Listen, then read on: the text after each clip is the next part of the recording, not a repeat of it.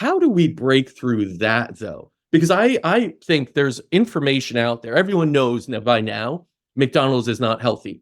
Mhm. Yet it's incredibly convenient. It's cheap. It's easy to get. It's abundant. So people go there for that reason. But we got to do something more, right? What do you feel is that? How do we get health prioritized over convenience, cost, and ease? Well, I think the root of the problem is that this is cultural.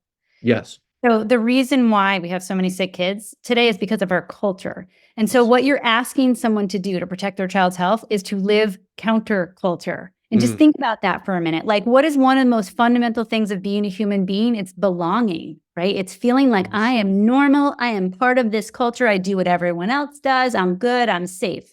So you're asking someone to step out of their safety zone and say, I don't belong in this culture. I belong in a different counterculture. And that counterculture is health oriented, does things differently, takes the time to cook.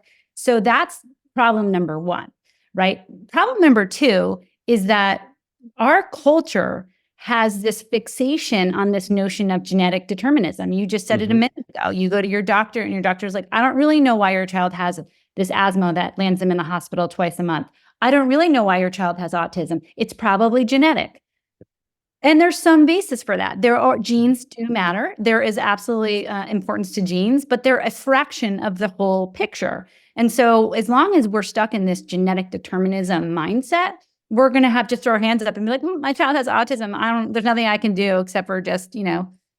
accept and love him, which we should do anyway. We should accept and love our children. But what we need to do is shift our mindset about what's possible. So I think the answer lies in if we can get rid of this idea of genetic determinism, that your health and the health outcomes are tied solely to that, to your Hmm. genes, and instead say your health and your child's health, their diagnosis is a function of what you're doing every single day. Then all of a sudden the responsibility comes back to mom and dad. It comes back to you as a person to take care of your own health. Like you didn't get bad luck genes. That's not what this is Yeah. about. You might have landed in a bad luck culture, right? Like there are other cultures living on this planet that are like thriving. They have no heart disease, no cancer, no autism. They landed in a good luck culture. But what we need to do is accept that we have control over this, that this is part of our responsibility to take care of our own human bodies and especially our children, because they're not making the choices. They're not going to the grocery store. They're not, making the schedule for the day. It is our moral responsibility. It's in fact a moral imperative for us Hmm. to start paying attention to how we are raising our kids. And we have to bring them into that counterculture. So the other way I think we solve this is we start making counterculture cool again, Yes. right? So like and I actually think we're halfway there. I started Hmm. this whole journey like maybe 15 years ago, almost 20 years ago. And when I did, nobody was talking about organic food. And like, there was, I think Jeffrey Smith was starting to talk about GMOs and they might be bad. So there were like a few of these things on the periphery. No one was talking about the microbiome. No one was talking about chemicals. And here we are, fast forward almost 20 years later, and like people are talking about it. And there are parents who are like, yeah, no, I don't want that sunscreen on my kid because it's got, oxybenzone in it. And I know Hmm. that that's bad. So it's changing. It's definitely changing. But we got to hurry this up Yeah. because kids don't have time for us to wait. Like if we want to have heart disease and cancer as older adults, that's fine. That is like you do you. But when it comes to our kids, they don't have time because this is a developmental thing. There's a window to keep them healthy, safe, and developing along a normal trajectory. So I feel like, the adults need to step up and solve this Yeah. soon. Yeah. It is interesting that you say that. It's like you're in the minority now if you're healthy, and you're kind of considered a rebel, right? For being healthy. Where in the past it was like rebels were like rock stars or like drug, sex, rock and roll. And Yeah. now it's like, to be a rebel, it's like healthy, go out in nature, eat like, grow a farm or a garden. Yeah. Like that's seen as rebellious when that was just sort of, your average kind of person back in the day. So it's funny how things cycle around. And I do agree we have to be rebels to the norm, but the norm isn't just societal norm. I think it's also governmental healthcare, big organizations, big food, big pharma, right? All of these companies make massive profits as you get sick. How do Mm-hmm. we start to combat that? Because what I've noticed in the past few years is that, yeah, religion isn't the God anymore. It's kind of science is the God, but even above that, money is everyone's God. That is, they will easily put other people below them for Mhm. profits, for money, seeking it. And companies will do more nefarious things and get away with it as long as there's money, as long as everyone, gets a cut of it. It's Mhm. okay that we put children last, in a sense.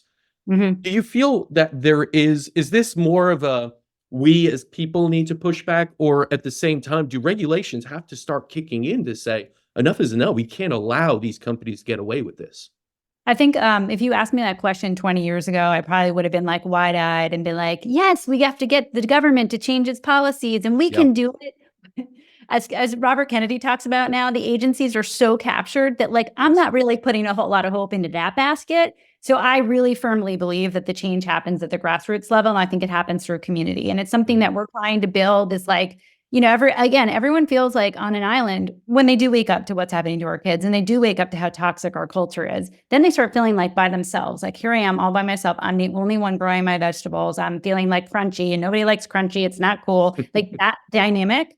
The minute you take that person and connect them to the other person and connect them to another person, and then they're all part of a network and they're like, oh my gosh, you see things the same way I do, then you feel empowered. And then slowly over time, it becomes a movement. And this is what I've seen before. 20 years ago, no one was talking about this. Now you have groups of people who are finding that they have this affinity for health and wellness, and it's actually becoming this nascent movement. So I do have a lot of optimism about that because I think it's like this bubbling up. And it's a grassroots movement that's coming. It just needs more organization. It needs Yeah. more push. And it needs more urgency. Again, like if adults want to go off and just live their life and be sick, that's fine. Again, Yeah. these are our kids. Like we need this grassroots cultural shift to happen soon because these kids need us to support them today. Absolutely. When you talk about like the biggest issues in the world right now, I don't see how you don't put that almost first, the health of our children. Because even if you look at things like climate change, which many people would say is the number one issue to deal with, I think, governments and people have agreed that's a huge one. We have a planet to live on. But I've always believed, just as you look at, the microbiome so much for human health, we are the microbiome of Earth. If Mhm. we are not healthy, the earth is not healthy. We just don't Right. make healthy choices then. We use lots of plastics and throw it away. We don't care about littering and all these things, and we cut corners in a bad way that impacts the health of the planet. So I feel like that should be what we're talking about more, is the health of children. That will be the next generation that then will breed more children and put it on. But we're trending in the opposite way, right? We're Mhm. trending in a way where the parents are now kind of instilling these things in children that will lead probably to even more so.